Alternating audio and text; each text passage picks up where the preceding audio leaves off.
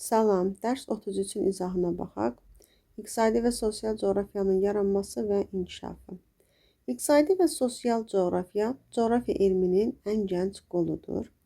İqtisadi və sosial coğrafiya yer kürəsinin əhalisini, onun təsərrüfat fəaliyyətini, əhalinin yerləşməsini öyrənir. İlk dəfə iqtisadi coğrafiyanı elmə Lomonosov gətirmişdir. İqtisadi coğrafiyaya Avropa və Amerikada insan coğrafiyası deyilir. Dünyanın siyasi xəritəsi. Dünyanın siyasi xəritəsində 230-dan çox ölkə vardır. Bu ölkələr bəzi sahəsinə görə, coğrafi mövqeyinə görə, inkişaf xüsusiyyətinə görə və s. qruplaşdırılır. Dünyanın siyasi xəritəsində ölkələr, ölkənin sərhədləri, paytaxtları verilir. Dünyanın siyasi xəritəsinin formalaşması 4 mərhələdən keçmişdir. Birinci mərhələ qədim dövr. Eramızdan əvvəl başlamış, eramızın 5-ci əsrinə qədər olan dövrdür ki, həmin dövrdə qədim dövlətlərdən qədim Misir, Karfagen, Yunanistan, Roma, Hindistan, qədim Çin dövlətləri mövcud olmuşdur. İkinci mərhələsi orta əsrlər dövrü 5-ci, 15-ci əsrləri əhatə etmişdir. Bu dövrdə feodal dövlətlər yaranmışdır. Ərəb xilafəti, Kiyev Rus dövləti, Bizans imperiyası, Osmanlı imperiyası, eyni zamanda İngiltərə, İspaniya, Portuqaliya dövlətləri yaranmışdı. Üçüncü mərhələ yeni dövrdür. 15-ci əsrlərdən başlamış, 20-ci əsrin əvvəllərinə qədər davam etmişdir. Bu mərhələdə ölkələr Böyük Britaniya, Fransa, Portuqaliya, Niderland, Almaniya, İtaliya ölkələri olmuşdur və bu mərhələ 1-ci Dünya müharibəsinin başlanması ilə sona çatmışdır. Üçüncü mərhələdə kapitalizm sistemi yaranmışdır. Yeni ərazilər kəşf olunmuş, dünyanın müstəmləkə imperiyalarının arasında bölüşdürülməsi baş vermişdir. Və ən son mərhələ 4-cü mərhələ, ən yeni dövrdür. 1-ci Dünya müharibəsinin sonunda başlamış, hazırda da davam edir. 20-ci əsrdən bu günə qədər.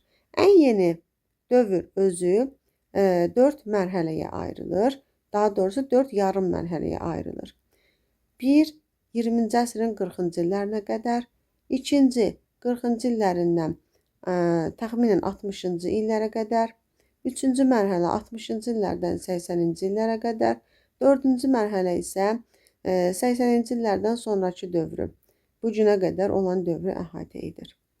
Birinci mərhələdə 1-ci Dünya müharibəsi baş vermiş, Rusiyada oktyabr çevrilişi olmuşdur. Rusiyada sosializm sistemi yaranmışdır. İkinci mərhələdə 2-ci Dünya müharibəsi baş vermiş.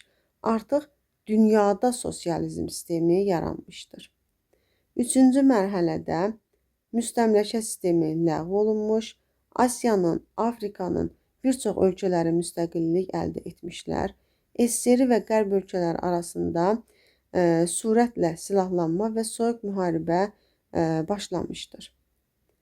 Son mərhələdə 20-ci əsrin 90-cı illərindəki mərhələdə isə sosializm sistemi ləğv olundu, SSR dağıldı. SSR-nin yerində 15 müstəqil dövlət yarandı ki, bu dövlətlər Latviya, Litva, Estoniya, Belarus, Rusiya, Ukrayna, Moldova, Gürcüstan, Azərbaycan, Ermənistan, Qazaxıstan, Özbəkistan, Türkmənistan, Qırğızistan və Tacikistan olmuşdur. Bu ölkələrdən Baltikyanı ölkələr, yəni Latviya, Litva, Estoniya Baltikyanı ölkələrdir və Gürcüstandan başqa yerdə qalan 11 dövlət MDB-yə üzv olmuşdur.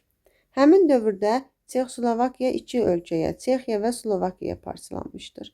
Yugoslaviya 6 dövlətə, Sloveniya, Xorvatiya, Bosniya və Hersegovina, Serbiya, Montenegro, keçmiş Çernogoriya deyə bilərik.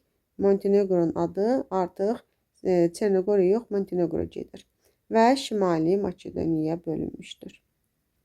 Hazırda dünyanın siyasi xəritəsində 5 sosialist dövlət var. Çin, Kuba, Vyetnam, Koreya Xalq Demokratik Respublikası, Laos dövlətidir. Dünya ölkələri arasında baş vermiş müharibələr, yeniliklər, ərazilərin kəşfi və s. Siyasi xəritədə iki dəyişikliyin yaranmasına gətirib çıxarır. Bu dəyişiklik kəmiyyət və keyfiyyət dəyişikliyi olaraq bölünür. Kəmiyyət dəyişikliyi dedikdə ərazilərin itirilməsi və yaxud zəbt edilməsi, güzəşt olunması, su hövzələrinin quruldurulması nəticəsində ölkənin sahəsinin böyüməsi və s. kəmiyyət dəyişikliyinə aiddir. Dövlətin daxilində baş verən, dünyanın siyasi xəritəsinə təsir göstərməyən, amma onun ictimai, iqtisadi inkişafına təsir göstərən hadisələr, ölkənin hər hansı bir təşkilata üzv olması və yaxud üzvlükdən çıxması keyfiyyət dəyişikliyinə aiddir. Ərazinin müstəqillik əldə etməsi həm kəmiyyət, həm keyfiyyət dəyişikliyi kimi qəbul olunur. Dövlətlərin geosiyasi mövqeyi. Dövlət müəyyən sərhəd daxilində yaşayan bir və ya bir neçə millətin yaratdığı bir qurumdur. Dövlətin ərazisi müəyyən bir sərhəd daxilində formalaşır. Dövlətin ərazisinə quru ilə yanaşı onun yeraltı sərvəti, suları, hava fəzası da daxildir. Su sahəsi milli və məhəlli sular olmaqla iki yerə bölünür. Milli sular, yəni daxili sular. Daxili sular ölkənin sərhədləri ərazisində 24 milə qədər olan hissəni əhatə edir. Baxırıq, ölkənin sərhədləri içərisinə doğru irəliləmiş. Dəniz ola bilər, körfəz ola bilər və s. Qeyd edək ki, 1 mil 1852 metrdir. Daxili sular, məsələn, Ağdəniz, Qaradəniz, Laptevlər dənizini misal göstərə bilərik. Daxili sulardan sonra 12 millik olan məsafə məhəlli sular adlanır. Məhəlli sular tamamilə sahil yanı dövlətə aiddir. Məhəlli sulardan sonra 200 millik məsafədə xüsusi iqtisadi zona yerləşir. Həmin hissənin təbii sərvətləri istifadə olunması və s. dövlətə aiddir. Amma buradan nəqliyyat, yəni gəmiçilik, uçuş, kabel, boru kəməri çəkilişi aparılması isə bütün ölkələrə icazə verilir. Sahilyanı dövlətlərin xüsusi iqtisadi zonalarına daxil olmayan hissəsi açıq dəniz adlanır. Neytral ərazilərdir. Burada iqtisadi, hərbi, digər fəaliyyət növləri sahilyanı və materik daxili dövlətlər tərəfindən aparılır.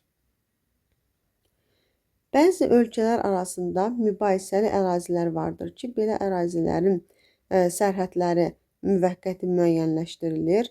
Buna demarkasiya xətti deyilir. Ölkənin ərazisi, sərhədləri onun coğrafi mövqeyinə təsir göstərir. Ölkənin mövqeyi fiziki, iqtisadi və siyasi baxımdan qiymətləndirilir. Fiziki coğrafi mövqe dedikdə onun materik və okeana nisbətən mövqeyi, dağ və düzənliklərə nisbətən mövqeyidir.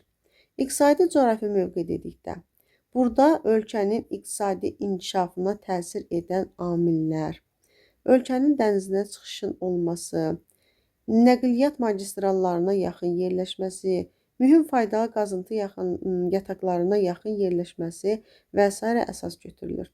Siyasi coğrafi mövqe isə ölkənin digər dövlətlərlə olan münasibətləri əsas götürülür. Bundan başqa ölkənin siyasi coğrafi mövqeyini geosiyasi mövqe adlanır. Yəni, siyasi mövqeyə biz geosiyasi mövqe də deyirik. Ölkənin geosiyasi mövqeyində əsas amillər var, köməkçi amillər var, yəni digər amillər. Ölkənin geosiyasi mövqeyinin əsas amillərini onun iqtisadi gücü, hərbi gücü və təbii resurslarının həcmidir.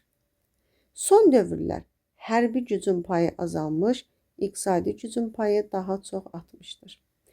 Digər amillərə isə vətəndaşlarının sağlamlığı, ölkə daxili sabitlik, problemsiz yaşayan vətəndaşı varsa, bu deməli digər amillərə aiddir. Geosiyasət ölkənin siyasi mövqeyinin əsasıdır. Geosiyasətdə dövlətin geosiyasi maraqları dairəsinin təyin edilməsi əsasdır.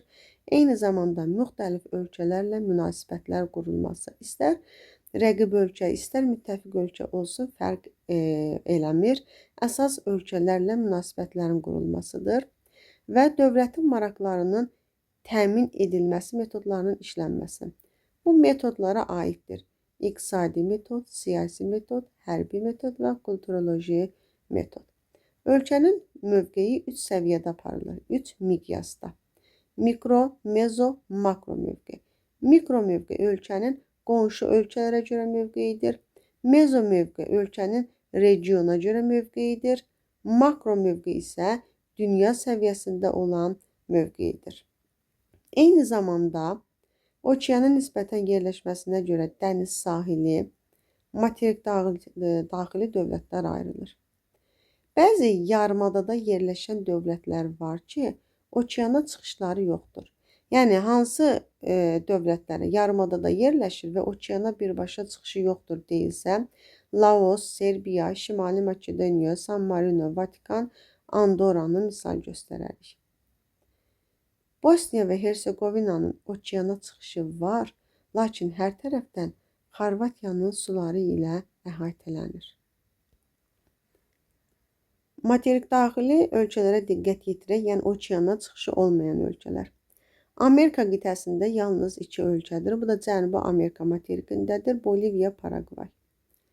Avropa qitəsində Orta Avropa, Cənubi Avropa, Mərkəzi Avropa, Cənub-Şərqi Avropa, Şərqi Avropada yerləşən ölkələr, Asiya qitəsinin okeana çıxışı olmayan ölkələri, Afrika qitəsinin okeana çıxışı olmayan ölkələri əzbər şəkildə öyrənilir. Sonra, anklav dövlətlərdir. Hər tərəfdən başqa dövlətin ərazisi ilə əhatə olunmuş dövlət, bu artıq anklav dövlət sayılır. Məsələn, şəklə diqqət yetirsək, C hissəsi A hissəsinin anklavıdır. C-nin əhatəsində hamısı A torpaqları ilə əhatələnir. Deməli, C anklav dövlətdir. İtaliyada San Marino, Vatikan, Carın ərazisində Leseto anklav dövlətdir. Əgər anklav bir tərəfdən dənizlə əhatə olunursa, bu zaman yarım anklav adlanır. Şəklə diqqət edək. C A-nın içərisində anklavdır, amma bir tərəfdən dənizlə əhatə olunur. Məsələn, Portuqaliyanı buna misal göstərə bilərik. Eyni zamanda eksklav var. Eksklav nədir? Siyasi mənsubiyyəti olduğu bölgə ilə coğrafi baxımdan bağlı olmur, lakin onun tərkibinə daxil olur. Bu nə deməkdir? Məsələn, Naxçıvan Azərbaycan üçün eksklavdır. Yəni, Azərbaycan torpağıdır, amma bir neçə ölkə ilə hüdudlanmışdır. Sərhədlərində bir yox, bir neçə ölkə yerləşir. Bir ölkə olsaydı, biz artıq buna eksklav demirik. Bir neçə ölkə ilə sərhəddinin olmasıdır. Ölkələrin geosiyasi mövqeyini qlobal miqyasda dövlətlərarası əlaqələri geosiyasət elmi öyrənir. Geosiyasət elminin əsas istiqamətlərdən biri coğrafi determinizm nəzəriyyəsidir. Determinizmə görə ölkənin həyatında baş verən dəyişiklik ictimai inkişafla əlaqəli deyil, təbii coğrafi amillərin təsiri ilə əlaqəlidir. Müasir dünyada geosiyasi mövqeyə baxışlar xeyli dəyişmişdir. Burada dedik, hərbi qüvvə amilinin rolu azalmış və dövlətin böyüklüyünün, yəni sahəsinin rolu azalmışdır. Biz burada əsas götürürük ümumi daxili məhsulun həcminə görə. Millətçilik və separatizm ölkələr arasında, ölkənin daxilində ölkəni bölmək siyasətidir. Siyasi sabitliyin pozulmasıdır. Bəs marionet hökumət nədir? Marionet hökumət başqa bir güclü dövlətin diktəsi ilə siyasət yürüdən, müstəqilliyini formal xarakter olaraq daşıyan ölkə marionet ölkə adlanır.